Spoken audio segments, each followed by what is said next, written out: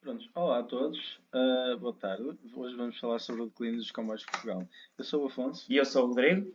e a nossa historiazinha começa a 28 de outubro de 1856. Vai a família real a bordo de um comboio puxado pela máquina Dom Luís, Dom Luís, a primeira máquina a vapor a circular em Portugal, na primeira linha no primeiro troço de via férrea em Portugal que ligava Lisboa ao Carregado, que na altura servia praticamente como um teste.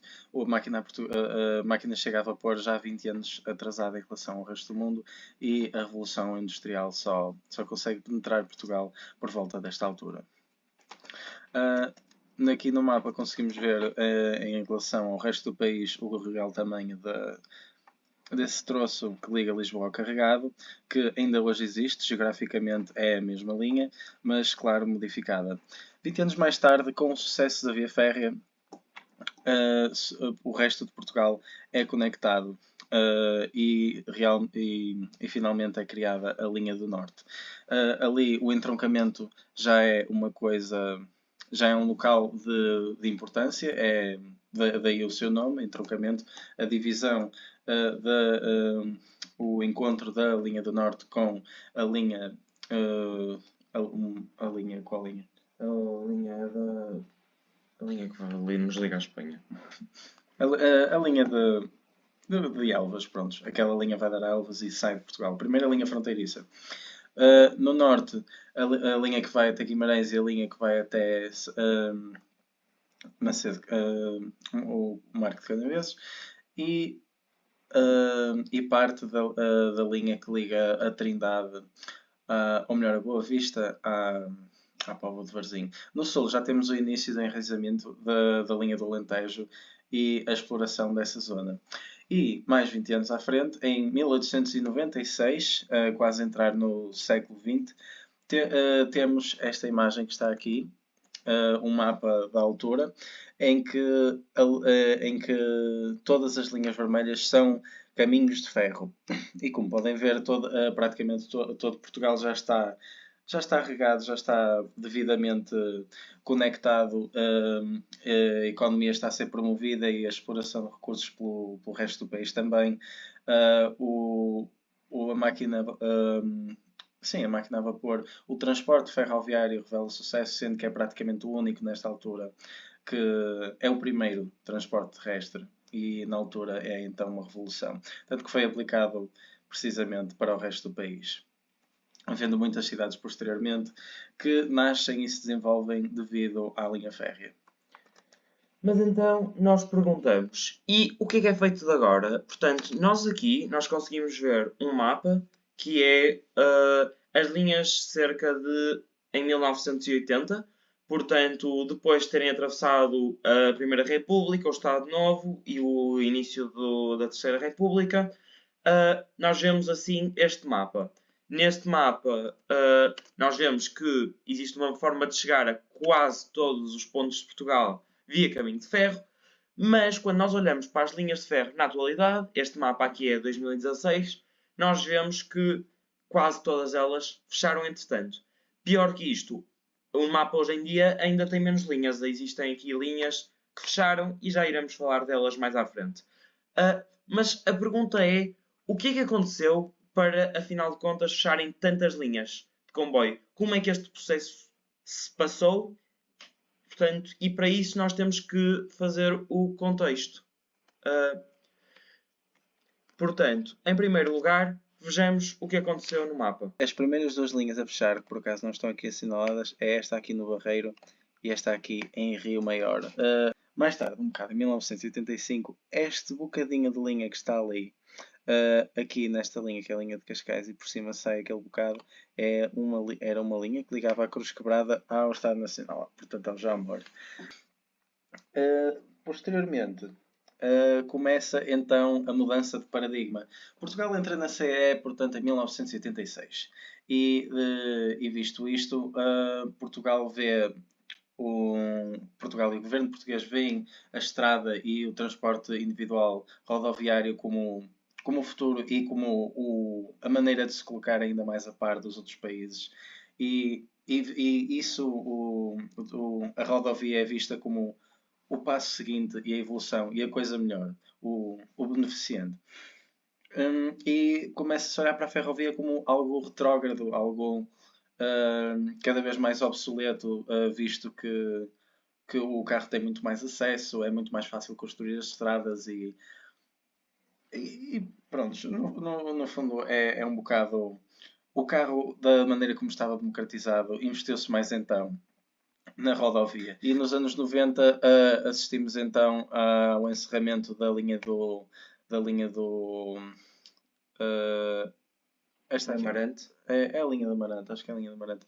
Tem o seu rio, mas pronto, é a linha da Amarante, que passava, curiosamente, onde agora é o Parque Aquático da Amarante, passa precisamente dentro do recinto. Passava, aliás. Aqui a linha que parte da Régua vem aqui a Vila Real e depois para Chaves, também encerrou. Aqui só sobra este trecho de linha da Via do Tua e também é fechada, havia até duas igrejas, a icónica linha do Sabor. Também, para muita, que tem dado que falar até bastante hoje em dia, a linha que é fechada, aqui é fechada este bocado em 1988, que é a parte fronteiriça que liga ao Pocinho à Barca d'Alva, que tem visto tentativa de reabertura. Praticamente todas as linhas de via estreita, aquelas que são mais fininhas, estão fechadas. Via estreita adquire esse nome devido à largura entre a linha, que ao contrário do resto do país, que tem 1668 mm de distância entre os carris, estas linhas de via estreita têm apenas um.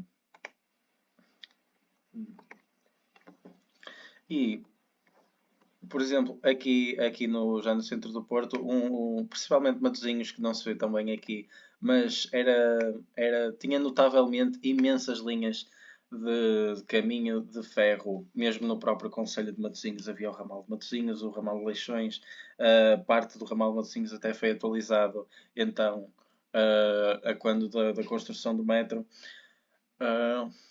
Mas no fundo foi um bocado isso. Aqui na zona do Alentejo, mais ou menos já à volta de metade das linhas acabaram. Esta linha aqui fronteiriça já não existe. Viseu, até uma cidade relativamente grande, deixou de existir. Onde eu estava antes, que era Viseu deixou de ter a via férrea. E esta zona aqui entre a Albergaria Velha e Oliveira das Meias são aproximadamente 30 km. Ainda no início deste ano foi aberta uma ciclovia que liga estes dois pontos da linha de Volga. A linha é essa que é a única que sobra intacta, é grande parte da heritage, da parte histórica do caminho de ferro. Só restam aproximadamente 70 km de via estreita e foi isso que foi feito de todas as linhas de via estreita, praticamente. Ou são, no caso do Porto, são a linha do metro. A linha em geral, pronto, cá em cima, no caso do Porto, passou a ser metro. No caso de Lisboa até se manteve bastante, o comboio continua a existir, o comboio enraizou-se de tal maneira que tinha importância e continuou, conseguiu-se estabelecer. Mas lá embaixo no Alentejo houve imensas linhas que desapareceram e todas as linhas correspondentes a cada rio que desaguava no Douro acabaram mesmo por desaparecer. Mas, para além de encerramentos de linhas, também convém falar dos prós e dos benefícios dessa mudança de paradigma.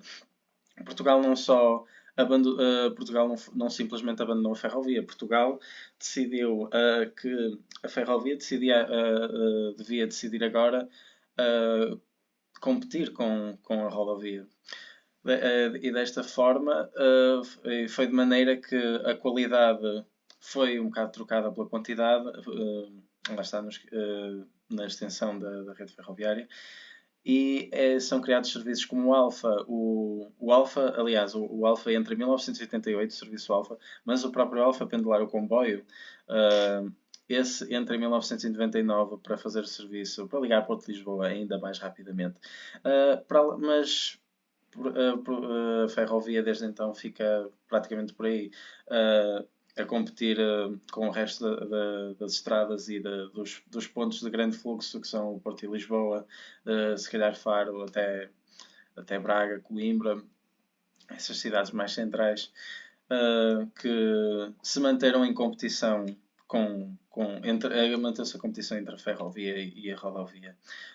Tirando isso, o resto das terrinhas, entre aspas, o resto da rede foi um bocado deixado ao abandono, foi deixado a quem pudesse agarrar e, e algum autorismo, mas em termos de utilidade mesmo, a mudança de paradigma e a migração para o carro realmente foi notável, foi uma grande diferença.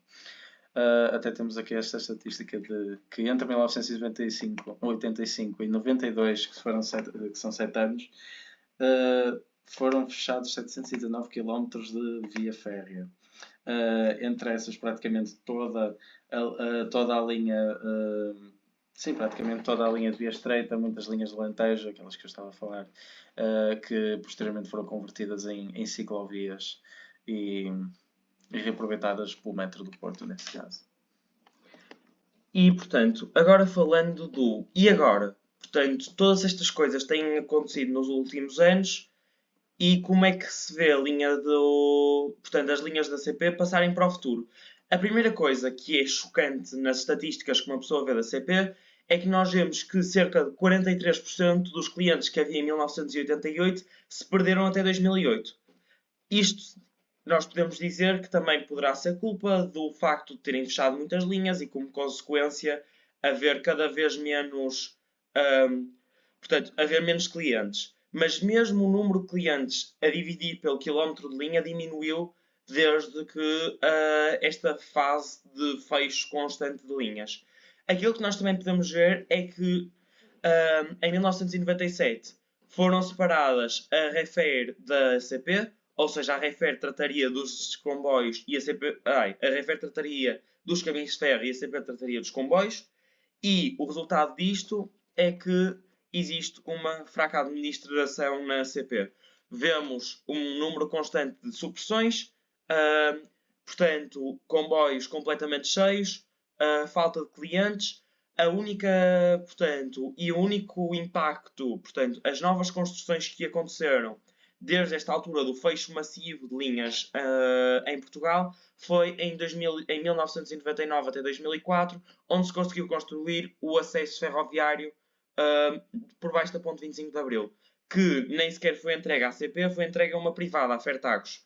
Se nós formos olhar, portanto, a Lisboa, parece que os comboios são de facto um sucesso, porque a clientela continua a existir, como o Afonso tinha dito, e continua a haver serviços que são de facto práticos e prestados pela CP e com aderência do povo. No entanto, quando vamos passar para outras zonas rurais ou mesmo urbanas, vemos que o sucesso da CP não se aplicou tanto.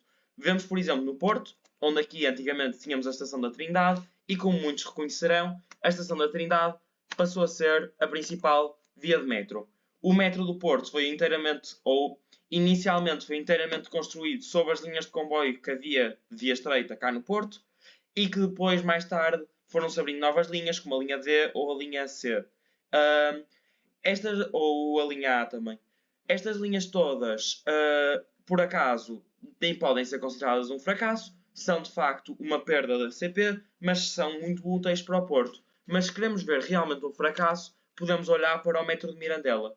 O metro de Mirandela foi uma tentativa da Câmara Municipal de Mirandela de tentar que, quando a linha do Tua fechou, como o Afonso já disse previamente, não tornar a cidade inteiramente isolada. Para isso, o que é que eles fizeram? Eles pediram à CP a concessão da linha do Tua e compraram 2 comboios e realizaram umas viagens urbanas no interior de Mirandela, do concelho de Mirandela, e umas viagens regionais que iriam de Mirandela até à linha do Douro. No entanto, aquilo que aconteceu foi que houve vários obstáculos, nomeadamente 2 acidentes mortais, um em 2007 e um em 2008, que fizeram com que a linha do Tua, portanto, entre Mirandela e o resto das linhas férreas portuguesas, tivesse que ser fechada ao público. Isto resulta numa inutilidade da linha de Mirandela, não é? E por isso este serviço é substituído por serviço de táxis.